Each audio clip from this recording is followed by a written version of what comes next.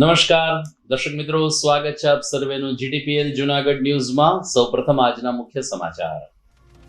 આંતરરાષ્ટ્રીય યોગ દિવસે જૂનાગઢ બન્યું યોગમય। ગિરનાર ઉપર અંબાજીથી લઈ નરસિંહ સરોવર સુધી અનેક ઠેકાણે યોગ પ્રાણાયામ શિબિરના થયા આયોજનો।